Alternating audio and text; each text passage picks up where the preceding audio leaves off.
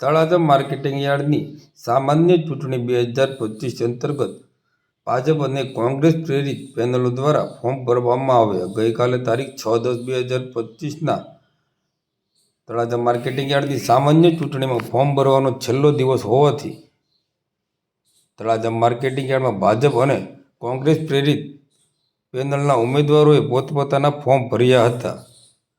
ભાજપ પ્રેરિત વેપારી પેનલના 4 ઉમેદવારો બિનહરીફ જાહેર થયા હતા, જેમાં વાત કરીએ તો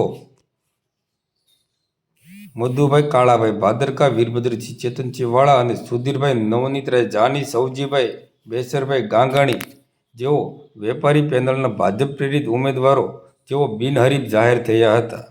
તળાજા માર્કેટ યાર્ડની સામાન્ય ચૂંટણી 2025માં ભાજપ અને કોંગ્રેસ પ્રેરિત પેનલોનો ખરાખરીનો જંગ જોવા મળે તો નવાઈ નહીં. તળાજા માર્કેટ યાર્ડની ચૂંટણી આગામી 17 તારીખના રોજ યોજાવાની છે. પરિણામ આવે સમગ્ર ચિત્ર સ્પષ્ટ થશે. હાલ તો ભાજપ અને કોંગ્રેસ પ્રેરિત બંને પેનલના ઉમેદવારો મતદારોને રીઝવવામાં લાગ્યા છે. હું અલ્પેશ દેસાઈ, ભાવનગર જિલ્લા રજિસ્ટ્રાર. આજે પીએમસી તળાજાની ઇલેક્શન માટે નિયુક્તિપત્ર ભરવાની આજે મુદત હતી. એ મુજબ આજે ખેડૂત મતદાર વિભાગમાં 33 અને વ્યાપારી મતદાર વિભાગમાં 4 નિયુક્તિપત્રો મળેલ છે.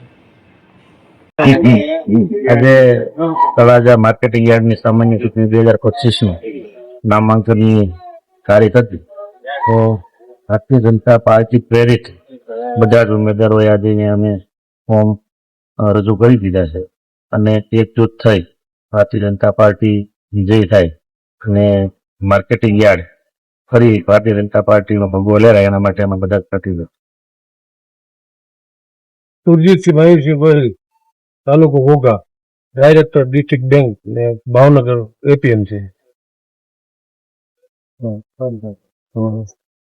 આજનો શું કાર્યક્રમ હતો? આજ તળાજા માર્કેટિંગ યાર્ડની ચૂંટણી જાહેર થવાથી કોંગ્રેસ પ્રેરિત પેનલે ફોર્મ ભર્યું છે. ત્યારે કેટલા ઉમેદવારો ફોર્મ? 10. મારું નામ ગોહિલ દિગ્વિજયસિંહ જીવુભા. એપીએમસી ની ચૂંટણી જાહેર થયા અમે બધાએ કોંગ્રેસ પ્રેરિત ફોર્મ ભર્યા છે અને અમે લોકોના સારા કાર્ય કરશું અને એવો યાર્ડનો વિકાસ કરશું સરસ મજાનો. જે ભાજપ અત્યાર લગી સંસ્થામાંથી કઈ કરી ન શકી એ અમે સારામાં સારો કાર્યક્રમ કરશું. ઓકે.